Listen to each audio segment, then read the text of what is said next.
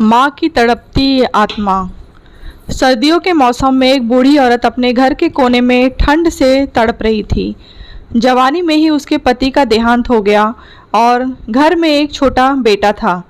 उसे बेटे के उज्जवल भविष्य के लिए उस माँ ने लोगों के घर घर जाकर काम किया।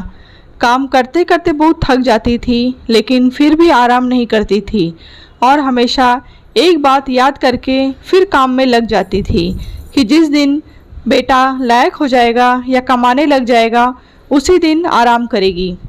देखते देखते समय बीतता गया। माँ बूढ़ी हो गई और बेटे को एक अच्छी नौकरी मिल गई और कुछ समय बाद बेटे की शादी कर दी और एक बच्चा हो गया। अब बूढ़ी माँ बहुत खुश थी क्योंकि उसके जीवन का सबसे बड़ा सपना पूरा हो गया, क्योंकि उसका बेटा लायक हो गया और अपने पैरों पर खड़ा हो गया था। अब उसका बेटा उसकी हर ख्वाहिश पूरी करेगा।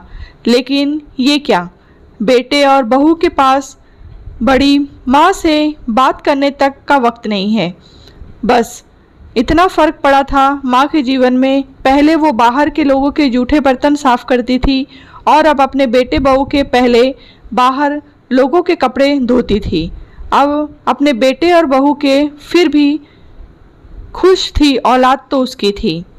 सर्दियों का मौसम आ गया था। एक टूटी चारपाई पर घर के बिल्कुल बाहर वाले कमरे में एक फटे पुराने कंबल में सिमट कर बैठी थी और सोच रही थी कि आज बेटा आएगा, उसे कहूँगी कि तेरी माँ को रात को ठंड लगती है, एक नया कंबल ला कर दे दे।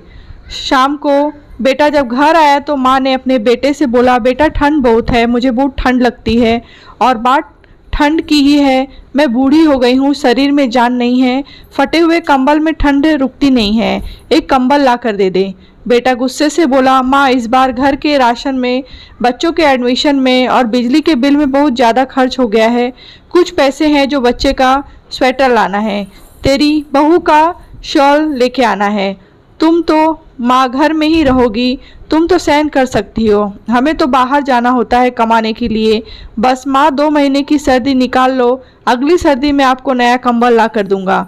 माँ अपने बेटे की बात सुनकर चुपचाप जाकर उस फटे हुए कंबल में सिमट कर सो गई।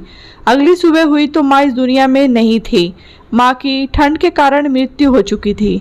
बेटे ने सभी को खबर दी, कहा कि माँ इस दुनिया में नहीं रही।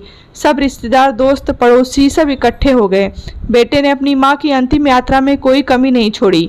माँ की बहुत अच्छी अर्थी सजाई गई, बहुत महंगा शॉल माँ को उड़ाया गया। सारी दुनिया अंतिम संस्कार को देखकर कह रही थी कि हमें भी हर जन्म में ऐसा ही बेटा देना।